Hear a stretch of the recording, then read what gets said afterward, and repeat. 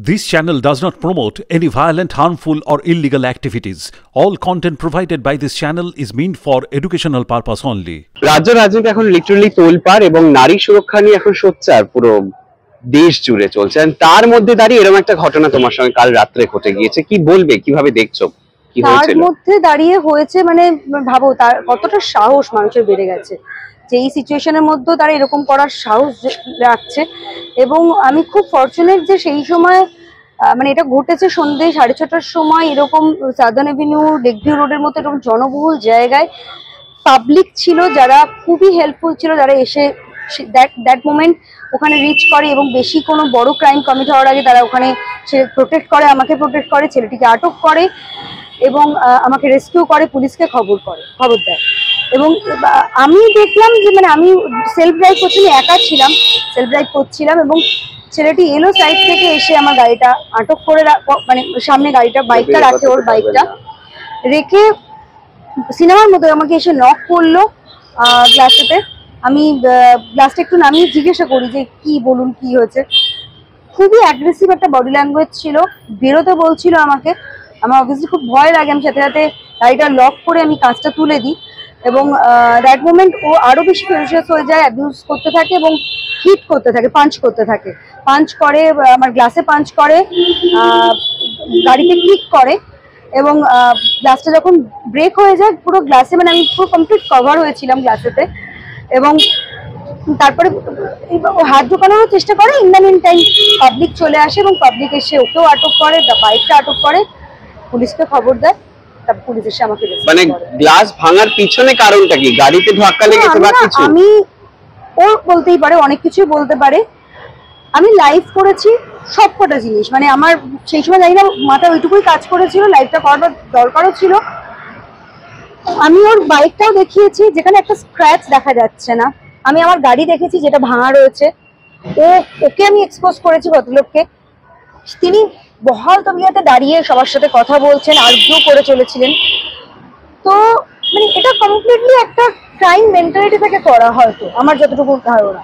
তার ইন্টেনশন হয়তো আরো বেশি কিছু থাকতে পারে, মলেস্ট করবে বা আমার ফোনটা নিয়ে নেবে বা কিছু চুরি করবে, থাকতে পারে, সেটা বলতে পারবো না। সেই সময় আমি খুব মানে এদিক থেকে মানে আমি ধন্যবাদ জানাতে চাই পাবলিককে যে তারা এসে পৌঁছান ওখানে অন স্পট এবং খুবই হেল্প করেন পাবলিক এবং মিডিয়া বন্ধুরা কালকে রাত্রের থেকে সাথে আছে। পুলিশও এফআইআর নেন এবং আজকে সেটিকে কোর্টে তোলা হচ্ছে। সো এই অবধি কিন্তু পুরো বিষয়টা একটা খুবই বড় জিজ্ঞাসা চিহ্ন রাখলো। শহর কলকাতা এরকম হার্ট অফ সিটিতে এইরকম ভর সন্ধ্যেবেলা এরকম একটা কি করে হতে পারে একজন মহিলার সাথে? আমার মনে হয় এরা না খুব সাহস পেয়ে যাচ্ছে। আমি বলবো না, হ্যাঁ শহর কলকাতা আমি এরকম আগে কখনো দেখিনি, চেঞ্জ হচ্ছে হয়তো, কিন্তু এটা বলবো না যে পুরো শহর খারাপ, তাহলে কালকে আমাকে এত লোক হেল্প করতে আসতো না। কিন্তু এই যাদের এরকম অপরাধ মানসিকতা রয়েছে আমার মনে হয় তাদেরকে সঠিক শাস্তি দেওয়াটা দরকার, কারণ সেটা না হলে না এদের সাহসটা উত্তরোত্তর বেড়ে যায় এবং আগামী দিনে এরা আরো বড় কোনো ক্রাইম হয়তো কমিট করবে। কি কিছু কি জানতে পারলে কে সেই ব্যক্তি, কি করেন বা কিছু? জানি না, আমি ওখানে যারা উইটনেস ছিলেন তাদের কাছ থেকে শুনলাম, উনি বলেছিলেন যে উনি নাকি আর্মিতে আছেন এবং বলেছিলেন যে মানে আমার আর্মি মেয়ে কে করেঙ্গে দেখ লেঙ্গে, এরকম টাইপের একটা কোনো অ্যাটিটিউড ছিল। ওটাই আর কি, যে যতক্ষণ না প্রশাসন বা ল অ্যান্ড অর্ডার এগুলোতে স্ট্রিক্ট হবে ততক্ষণ কিন্তু আজকে আর্জি করো যদি বলো 15 দিন হয়ে গেছে, এখনো আমাদেরকে ক্যান্ডেল লাইট হাতে বেরোতে হচ্ছে, মার্চ করতে হচ্ছে, প্রোটেস্ট করতে হচ্ছে। তো যতক্ষণ না সঠিক কোনো মানে এটার সমাধান মিনস যতক্ষণ পানিশমেন্ট হবে ততক্ষণ আমার মনে হয় মানে এরা ভয় পাবে না। এদের কাছে ইটস লাইক যে আমি 10টা করবো তো পালিয়ে যেত, কালকে পাবলিক না এলেও পালিয়ে যেত।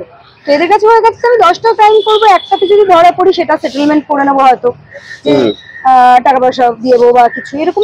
এটা হয়তো মানে মাইন্ডসেটটা এরকম হয়ে গেছে।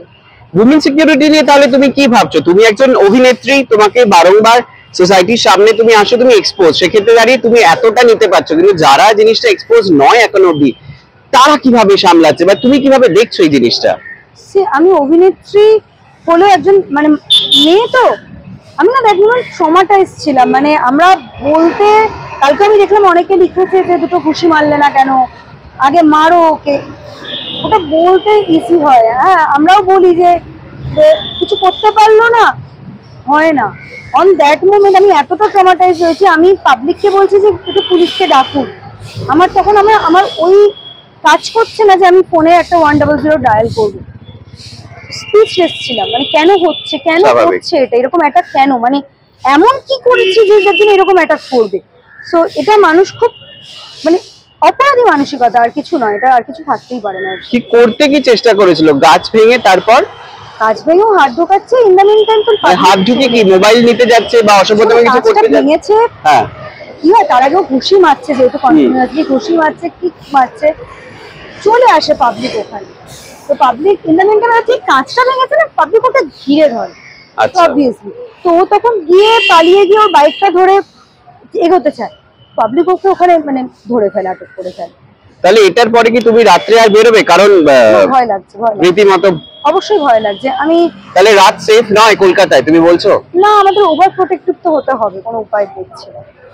আচ্ছা, ওভার প্রোটেক্টিভ অ্যাটলিস্ট এই সময় দাঁড়িয়ে তো মানে আমি বহুদিন ধরে গাড়ি চালাই, আমি একা রাত্রে ফিরি, আমাদের এমন একটা অড আওয়ার্স থাকে, আমাদের মানে কোনো টাইমিং থাকে না শুটিং এর, আমরা ফিরি, কিন্তু এই জিনিস কখনো দেখিনি। এবং আমি যেহেতু কলকাতার বাইরেও কাজ করি, আমি বাইরে গিয়েও বলি আমার কলকাতা অলওয়েজ খুব safe, always safe for women, but এটা এক্সপেক্টেড ছিল না, এটা ভাবার মানে আরজি করার পরে জিনিসটা হওয়ার পরেও এখন অব্দি কোথাও কোনো জায়গায় দমেনি, একই রকম ভাবে রয়েছে।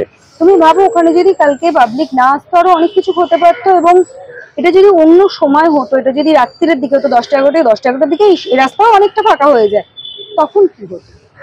তো মানে আমাদের এখন একটু ওভার প্রোটেক্টিভ হতেই হবে, আর তো কোনো উপায় দেখছি না। তাহলে মেয়েদের ক্ষেত্রে তুমি কি বলবে? তুমি একজন অভিনেত্রী, তুমি একজন ভারতীয় নাগরিক, কলকাতাবাসী, এবং তাহলে সেক্ষেত্রে মেয়েদের প্রতি তুমি কিভাবে তুমি কি বলতে চাও, কি মেসেজ তাদের? কি মেজারমেন্ট আছে সেগুলো ফলো করতে হবে, নিজেদের লোকেশন বাড়ির লোকের সাথে শেয়ার করে রাখতে হবে, এগুলো করতে হবে, কিছু উপায় দেখছি না। আমি বলছি না এগুলো করাটা উচিত, আমরা তো চাইবো যে আজকে এই সময় দাঁড়িয়ে পুরুষ নারী সমান অধিকার, আমরা একসাথে পুরুষদের সাথে পায়ে পা মিলিয়ে আমরা কাজ করি, সব জায়গায় একা একা যাবো, কি প্রবলেম আছে?